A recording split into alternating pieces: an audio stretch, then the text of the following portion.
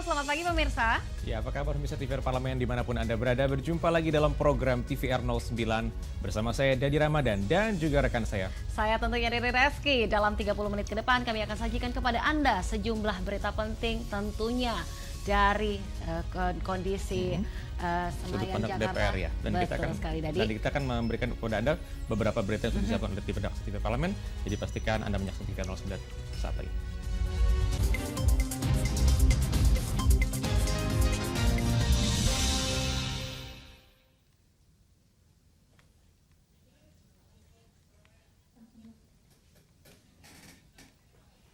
Ya, pemirsa, berita pertama ini kita akan membahas terkait dengan apa yang sudah disiapkan oleh tim redaksi TV Parlemen. Dan kita akan menyaksikan terlebih dahulu berita pertama. Komisi 10 DPR RI menyerap masukan dari akademisi Universitas Ciputra Surabaya terkait revisi Undang-Undang Kepariwisataan, salah satunya mengenai penguatan riset dan pengembangan sumber daya manusia di sektor pariwisata. Dalam kunjungan spesifik ke Jawa Timur, anggota Komisi 10 DPR RI Fahmi Alaidrus mengapresiasi Universitas Ciputra Surabaya karena telah memiliki program studi yang mendukung riset dan pengembangan SDM pariwisata.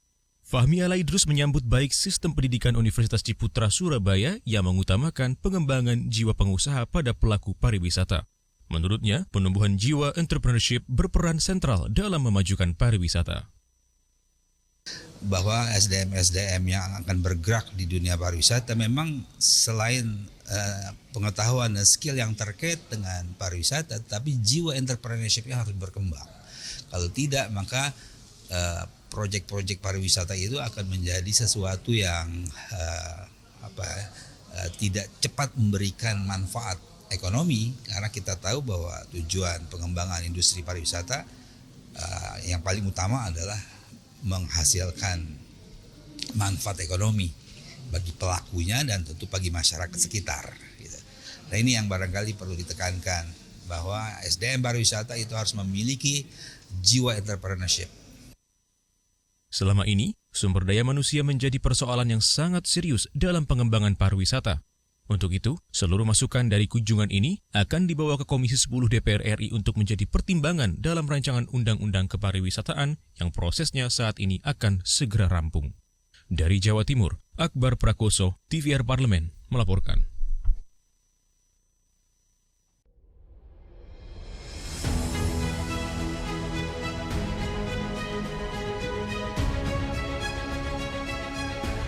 Pemirsa TVR Parlemen, inilah TVR 09 edisi Rabu. Optimis, Indonesia mampu mengatasi ancaman tersebut. Serangkaian peristiwa penting setiap hari di Indonesia. Kami pilihkan topik-topik terkini dengan menyajikan fakta yang dapat dipercaya. Kami hadirkan di layar kaca Anda. Bukan hanya sekedar informasi, tapi menginspirasi bagi kita semua. TVR 09 hadir setiap Senin sampai Jumat pukul 9 pagi hanya di TVR Parlemen. Referensi berita untuk Indonesia.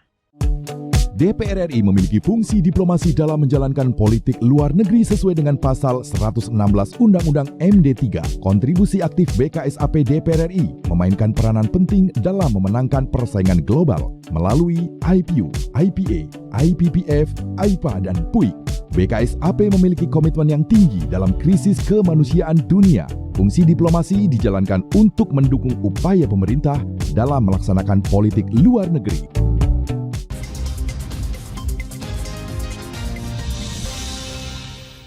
Kita kembali di TVR 09 pemirsa, dan di sini mengingat banyaknya jumlah jemaah haji lansia di tahun ini, tentunya tim pengawas Haji DPR RI menilai pentingnya penambahan jumlah armada bis sholawat untuk kebutuhan lansia dan juga difabel. Dan di sini layanan bis sholawat digunakan untuk jemaah haji, dipergunakan untuk mengantar perjalanan pulang pergi dari hotel penginapan jemaah tentunya ke Masjidil Haram, dan juga beroperasi selama 24 jam. Untuk merealisasikan tema haji ramah lansia dan berkeadilan, tim pengawas Haji DPR RI mendorong petugas penyelenggara ibadah haji atau PPIH untuk menambahkan armada bis sholawat dan menyediakan kursi roda untuk mendukung jemaah haji lansia dan difabel. Dalam penelusuran tim Was Haji DPR RI ke Terminal Ajiat Makkah, anggota tim Was Haji DPR RI yang juga Wakil Ketua Komisi 8, Aceh Hasan Syazili menyampaikan, Melihat banyaknya jumlah jemaah haji lansia di tahun ini, PPIH diharapkan dapat menambah jumlah armada bis salawat karena saat ini hanya tersedia 25 unit dari total 452 bis yang benar-benar beroperasi dengan baik. Kalau memang jamaah haji Indonesia lebih banyak lansia, maka seharusnya transportasi yang digunakan oleh para jamaah pun harusnya betul-betul ramah terhadap lansia. Di mana nanti lansia bisa setiap saat bisa menggunakan bis tersebut tanpa terhalang oleh fasilitas publik yang diberikan layanannya oleh pemerintah. Aceh Hasan menambahkan terkhusus para jemaah lansia tidak mandiri dan difabel yang membutuhkan bantuan untuk naik dan turun dari bis sholawat di terminal. Tim Was Haji DPR RI berharap ada penambahan kendaraan pendukung seperti mobil golf dan kursi roda yang dapat digunakan untuk mempermudah mobilisasi para jemaah lansia. Dari Makkah, Arab Saudi, Tim Liputan TVR Parlemen melaporkan. Pemirsa, maraknya keonaran turis asing membuat pemerintah menyetop layanan bebas visa bagi 159 negara. Dan informasinya akan kami berikan sesaat lagi pemirsa. Tetap di TVR 09.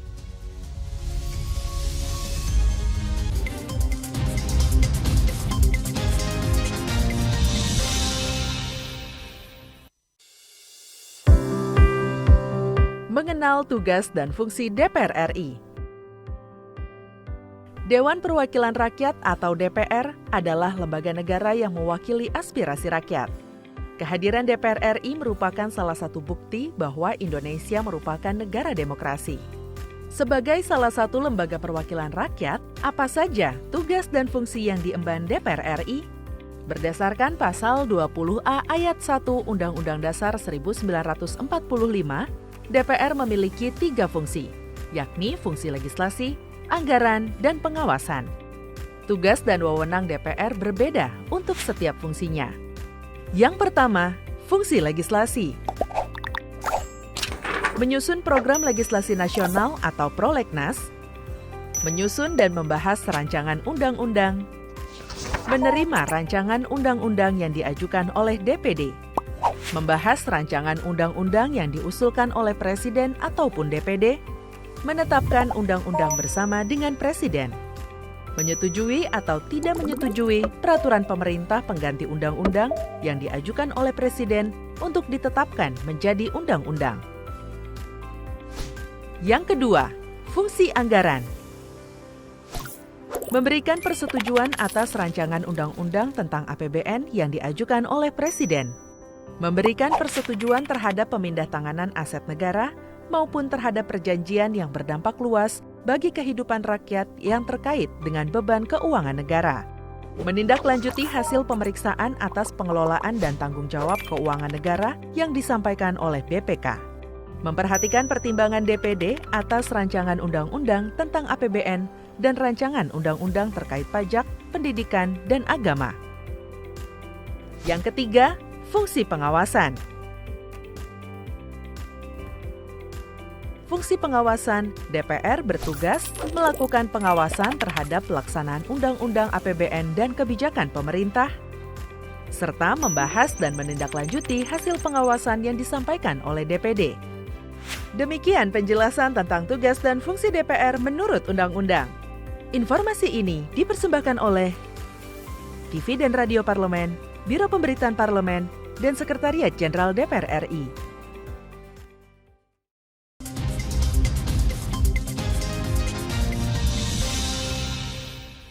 Kembali di TVR 09 pemirsa. Komisi 3 DPR RI meminta Kementerian Hukum dan HAM untuk memperhatikan serta mengawasi penerbitan Golden Visa agar berjalan efektif dan mencapai tujuan yang dicanangkan. Maraknya keonaran turis asing membuat pemerintah menyetop layanan bebas visa bagi 159 negara dan menerbitkan layanan Golden Visa. Menanggapi hal tersebut, anggota Komisi 3 Muhammad Nasir Jamil mengatakan, Direktorat Jenderal Imigrasi Kementerian Hukum dan HAM juga harus memperhatikan dan mengawasi penerbitan Golden Visa agar berjalan efektif dan mencapai tujuan yang dicanangkan. Jadi memberikan harapan dengan memenuhi harapan itu dua hal yang berbeda. Golden Visa misalnya itu memberikan harapan, tapi apakah itu bisa memenuhi harapan? Nah itu harus diawasi dengan baik gitu loh. Jangan sampai dalam tanda kutip Golden Visa ini dimanfaatkan oleh pihak-pihak tertentu. Meskipun Dirjen Imigrasi sudah memberikan semacam klasifikasi siapa saja yang bisa mendapatkan Golden Visa. Tapi siapa yang bisa memastikan bahwa klasifikasi itu bisa dipenuhi oleh orang-orang yang mendapatkan Golden Visa tadi itu. Nah karenanya saya pikir pengawasan ini menjadi penting. Nah karenanya juga kepada pemerintah diharapkan bisa ya memberikan perhatian kepada imigrasi tadi itu. Golden Visa merupakan kebijakan izin tinggal kepada warga negara asing selama 5-10 tahun dengan biaya 6-19 juta rupiah.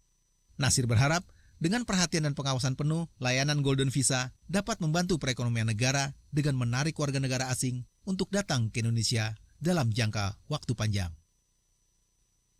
Andi Didandui, TVR Parlemen melaporkan. Dari Komisi 3 kita beralih ke Komisi 10. Pemirsa, di sini Komisi 10 DPR RI menilai pembaruan infrastruktur yang memadai dan juga layak serta kemudahan akses merupakan langkah konkret yang dibutuhkan untuk membangkitkan geliat pariwisata di Lombok. Komisi 10 DPR RI berharap pemerintah bersinergi melakukan langkah konkret dalam menjawab persoalan pariwisata di Lombok. Salah satunya pembaruan infrastruktur dan aksesibilitas pariwisata Lombok. Anggota Komisi 10 DPR RI Hairul Amri mengatakan, berdasarkan masukan dari stakeholder kepariwisataan setempat, diperlukan pembaruan infrastruktur yang memadai dan layak, serta kemudahan akses untuk bangkitkan geliat pariwisata di Lombok. Accessibility ini juga harus betul-betul terpenuhi. Kami akan koordinasi dengan kementerian terkait, misalnya persoalan infrastruktur, kami akan koordinasi dengan Kementerian Perhubungan, bagaimana Kementerian Perhubungan juga bisa langsung turun tangan untuk memberikan jawaban konkret tentang persoalan accessibility yang ada di sini, yaitu persoalan infrastruktur, persoalan tiket, persoalan penginapan, hotel, dan yang lainnya. Anggota Komisi 10 DPR RI Lisda Hendrajoni menambahkan, saat ini di negara-negara lain seperti Taiwan, Korea Selatan, Jepang, dan Thailand, wisata halal berkembang sangat pesat. Lisda berharap Lombok yang berpenduduk mayoritas Muslim bisa turut menerapkan wisata halal. Ini menjadi sesuatu yang ada kontra juga ya di lapangan. Nah, tentu ini saya pikir karena sosialisasi saja yang kurang gitu. Karena kalau kita lihat bahwa wisata halal ini justru negara-negara yang bukan termasuk dalam OKI ya, Organisasi Kerja Islam, itu ternyata berkembang pesat. Itu jadi sayang sekali kalau di tempat kita sendiri yang memang mayoritas Muslim, wajar sebenarnya kalau kita di sini menerapkan wisata halal. Dari Lombok, Nusa Tenggara Barat, Rangga Wijaya, TVR Parlemen melaporkan. Pemirsa, guna mengatasi permasalahan overcrowded di lapas, Komisi 3 DPR RI mendorong Kementerian Hukum dan HAM untuk melaksanakan pembenahan dan pembaharuan program pembinaan narapidana serta mengimplementasikan undang-undang pemasyarakatan yang baru. Meningkatnya kriminalitas masyarakat yang diiringi dengan disiplin penegakan hukum menyebabkan terjadinya kepadatan atau overcrowded di lembaga pemasyarakatan. Oleh karena itu, Komisi 3 DPR RI mendorong Dirjen Permasyarakatan Kemenkumham melakukan reformasi terkait program pembinaan narapidana. Anggota Komisi 3 DPR RI Taufik Basari mengatakan, overcrowded di lapas dapat menyebabkan rentan terjadinya kebakaran hingga rusaknya mental para narapidana. Oleh karena itu, Dirjen Pemasyarakatan Kemenkumham harus segera melaksanakan pembenahan dan pembaruan program pembinaan narapidana serta mengimplementasikan undang-undang pemasyarakatan yang baru dengan konsep pemidanaan modern. Konsep pembinaan modern itu adalah pembinaan yang korektif, rehabilitatif, dan restoratif. Jadi pemidanaan itu bukan didasarkan pada balas dendam ya atau hanya sekedar membuat efek jera, tapi bagaimana kemudian kita bisa memperbaiki baik itu memperbaiki si pelakunya ya dalam proses pemasyarakatan ini, memperbaiki masyarakat dalam arti masyarakat juga melihat bahwa setiap kejahatan itu akan ada proses hukum, tapi proses hukumnya untuk kemudian mendapatkan perbaikan-perbaikan di tengah-tengah masyarakat juga, dan koreksi juga bagi tindakan yang dilakukan oleh pelaku. Taufik menilai penerapan restoratif justice pada perkara ringan juga harus digencarkan. Taufik optimis, mulai dari undang-undang pemasyarakatan hingga penerapan restoratif justice cukup untuk memperbaiki masalah overcrowded di lapas dan turut menekan jumlah kasus pidana di Indonesia. Andini Danaka, TVR Parlemen melaporkan. Nah pemirsa, di sini jemaah haji akan segera melaksanakan puncak ibadah. Dan tim pengawas DPR RI akan memastikan fasilitas dan pendampingan berjalan maksimal. Informasinya akan kami hadirkan sesaat lagi pemirsa, untuk itu tetaplah di TVR 09.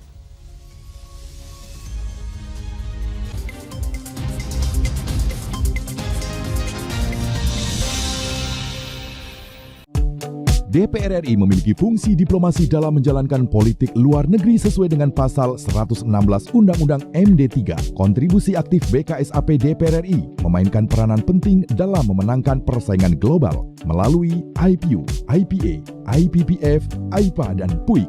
BKSAP memiliki komitmen yang tinggi dalam krisis kemanusiaan dunia. Fungsi diplomasi dijalankan untuk mendukung upaya pemerintah dalam melaksanakan politik luar negeri.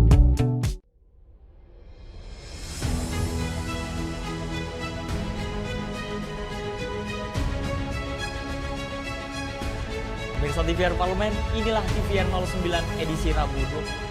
Optimis, Indonesia mampu mengatasi ancaman tersebut. Serangkaian peristiwa penting setiap hari di Indonesia. Kami pilihkan topik-topik terkini dengan menyajikan fakta yang dapat dipercaya. Kami hadirkan di layar kaca Anda. Bukan hanya sekedar informasi, tapi menginspirasi bagi kita semua. TVR 09 hadir setiap Senin sampai Jumat pukul 9 pagi hanya di TVR Parlemen. Referensi berita untuk Indonesia.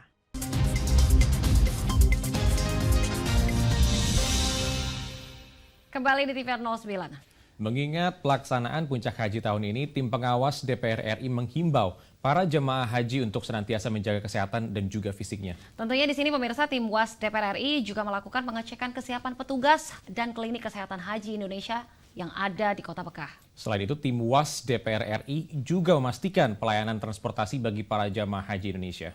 Untuk mengetahui informasi selengkapnya, mari kita simak pemirsa laporan mendalam yang telah dihimpun oleh tim redaksi TVR Parlemen dalam segmen editorial Parlemen berikut ini.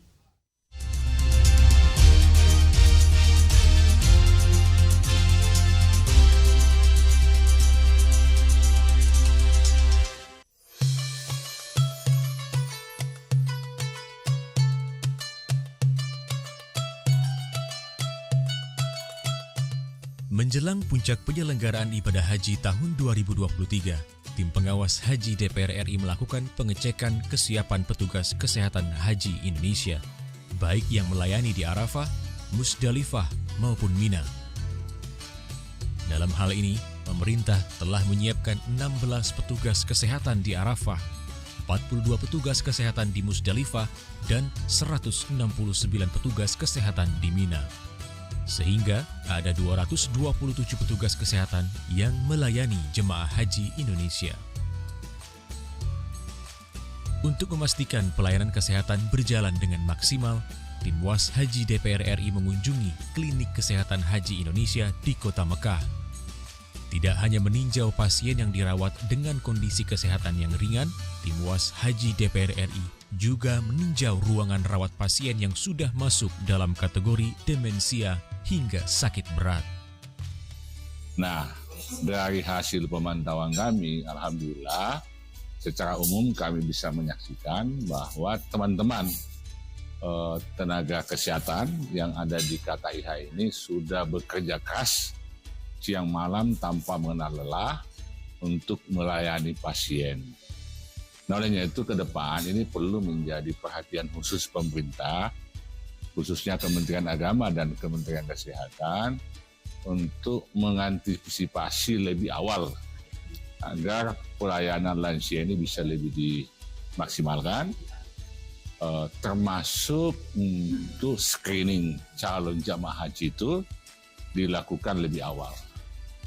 Tim WAS Haji DPR RI menilai peniadaan pendamping haji tahun ini perlu dikaji kembali, khususnya untuk jemaah haji lansia. Petugas haji yang tidak sebanding dengan jemaah haji membuat jamaah haji Indonesia mengalami kesulitan untuk melakukan rangkaian ibadah haji. Pendampingan jamaah haji lansia sangat dibutuhkan mengingat cuaca di Mekah yang sangat terik dan jarak tempuhnya pun cukup jauh. Walaupun rasio jumlah petugas haji tidak sebanding dengan jamaah haji, pemerintah dan petugas haji diminta tetap memberikan pendampingan yang maksimal terhadap jamaah haji lansia. Kita juga lihat masih belum rapihnya manajemen komposisi waktu bertugas. Ada yang mungkin waktu bertugasnya lebih panjang, ada yang waktu bertugasnya tidak terlalu panjang. Nah, ini kan masalah bagaimana kita melakukan manajemen atas sumber daya manusia dalam pendampingan haji di Tanah Suci. Nah, ini yang hari ini menjadi salah satu concern atau perhatian khusus dari proses pengawasan haji yang ada di Tanah Suci, termasuk juga bagaimana Kementerian Agama melakukan manajemen sumber daya untuk melakukan pendampingan para jemaah haji kita termasuk. Selain meninjau pelayanan kesehatan dan petugas pendamping haji, tim pengawas haji DPR RI memastikan pelayanan transportasi bagi para jamaah haji Indonesia. Dalam penelusuran tim pengawas haji DPR RI ke Terminal Ajiat di Kota Mekah, tim haji DPR RI menemukan beberapa hal, khususnya pelayanan bagi jemaah haji lansia dan disabilitas.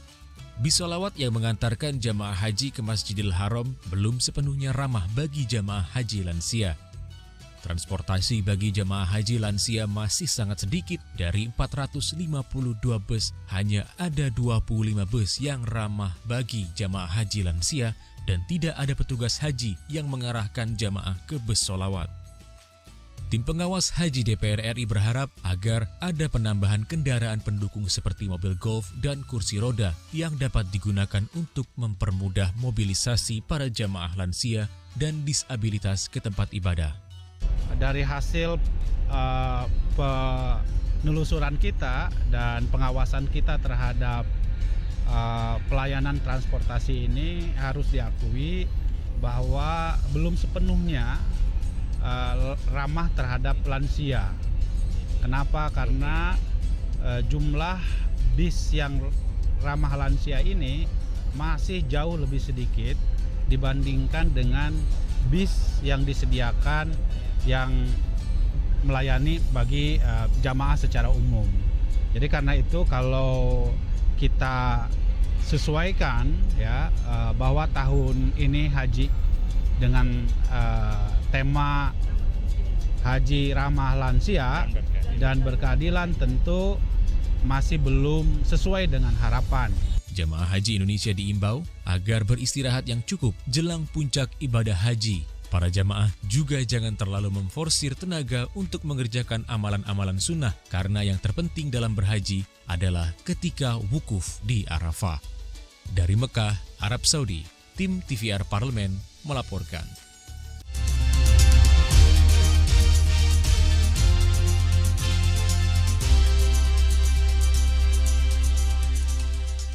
Pemirsa, kegiatan mendaki beberapa tahun terakhir menjadi sangat populer. Tentunya Dani, banyaknya foto-foto dengan latar belakang yang indah di beberapa akun fanbase pendakian menjadi pemicu utama bermunculnya para pendaki baru nih, yang tentunya ingin menjajal sebuah ketinggian. Ya, ini kalau kita terkait dengan episode Intip kali ini kita akan membahas bagaimana mendaki pegunungan ini ya. Ya. Kita akan membahas hal tersebut, jadi pastikan Anda jangan kemana-mana, tetaplah bersama kami dalam program TVR 09.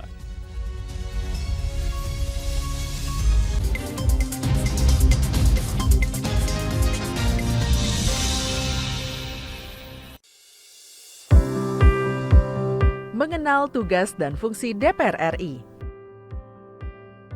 Dewan Perwakilan Rakyat atau DPR adalah lembaga negara yang mewakili aspirasi rakyat. Kehadiran DPR RI merupakan salah satu bukti bahwa Indonesia merupakan negara demokrasi. Sebagai salah satu lembaga perwakilan rakyat, apa saja tugas dan fungsi yang diemban DPR RI?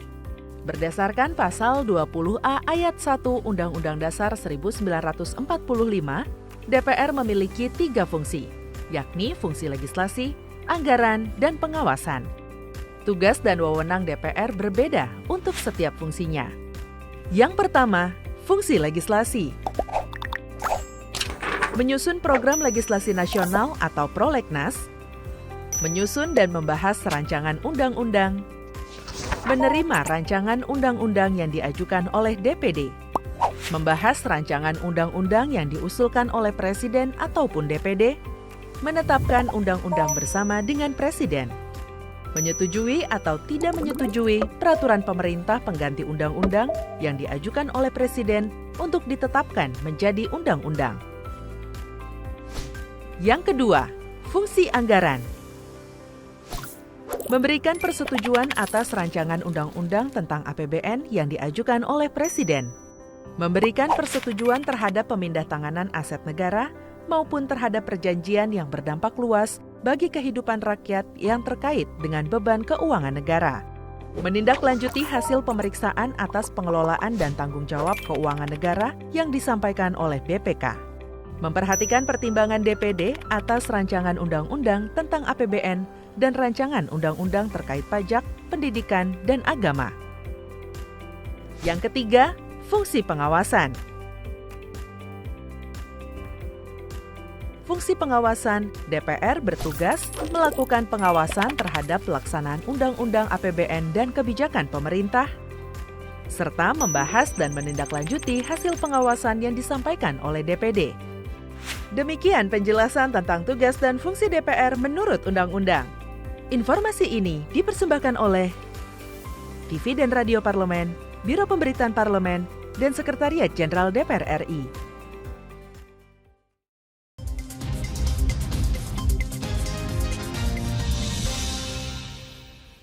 Terima kasih pemirsa, Anda masih setia menyaksikan TVR 09. Pemirsa, Gunung Slamet yang berketinggian 3.428 mdpl ini adalah gunung tertinggi di Jawa Tengah dan tertinggi kedua di Pulau Jawa setelah Gunung Semeru. Tentunya pemirsa, jalur pendakian Gunung Slamet termasuk sulit karena terbatasnya sumber air di sepanjang jalur pendakian. Terlebih nih pemirsa di musim kemarau. Meskipun begitu, pendakian Gunung Slamet termasuk paling diminati oleh pendaki karena pemandangannya yang luar biasa. Dan tanpa berlama-lama lagi, mari kita saksikan liputan lengkap mengenai mendaki di Gunung Slamet, Merengku Atap Jawa Tengah yang telah kami rangkum dalam segmen Intips, Informasi dan Tips berikut ini.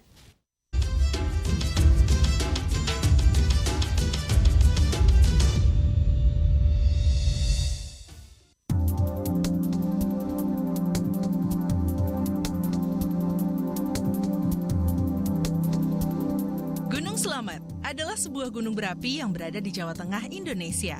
Gunung Slamet memiliki ketinggian 3.432 meter di atas permukaan laut dan terletak di antara 5 kabupaten, yaitu Kabupaten Banyumas, Kabupaten Purbalingga, Kabupaten Pemalang, Kabupaten Tegal, dan Kabupaten Brebes.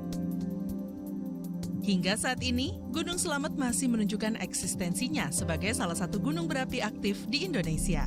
Meskipun demikian, Gunung Slamet tercatat belum pernah mengalami letusan yang besar. Letusan yang terjadi dan terakhir tercatat di tahun 2009 hanya merupakan letusan kecil berupa semburan abu dan lava yang tidak berbahaya.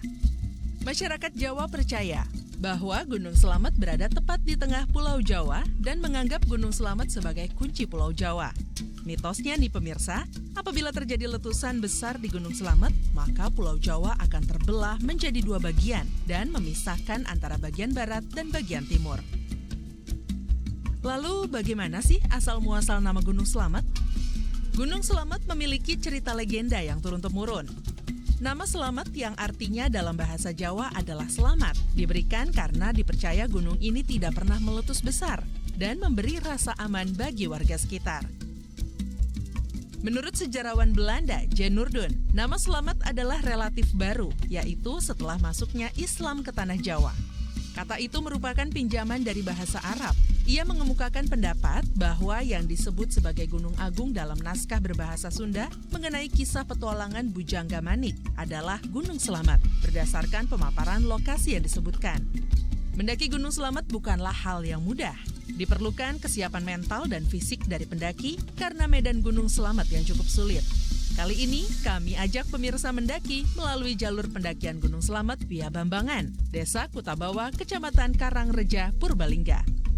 Dengan estimasi waktu perjalanan 11,5 jam, pemirsa akan dikuatkan dengan jalur yang terus menanjak mulai dari pos 1. pendakian akan terus menanjak dan bahkan sangat jarang ditemui jalur landai.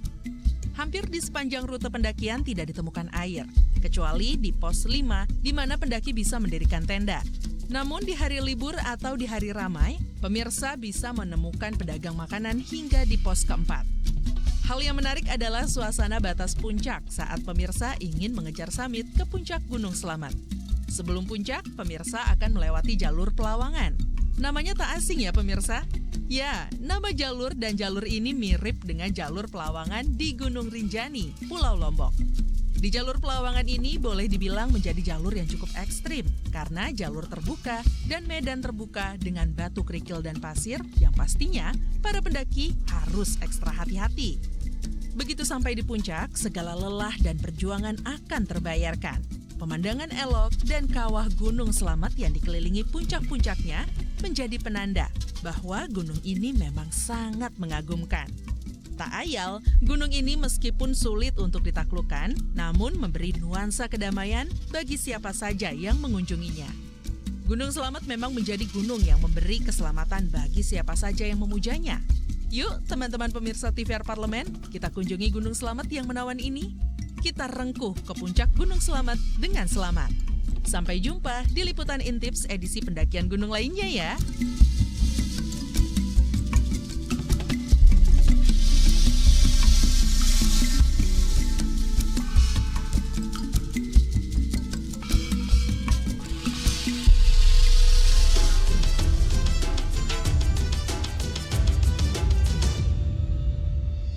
Pemirsa, di penghujung acara kami informasikan kepada Anda sejumlah agenda DPR RI pada hari ini, Selasa 27 Juni 2023. Pada pukul 10 waktu Indonesia Barat, Balik DPR RI mengadakan rapat panja dan juga melanjutkan penyusunan RUU tentang perubahan kedua atas Undang-Undang Nomor 6 Tahun 2014 tentang desa.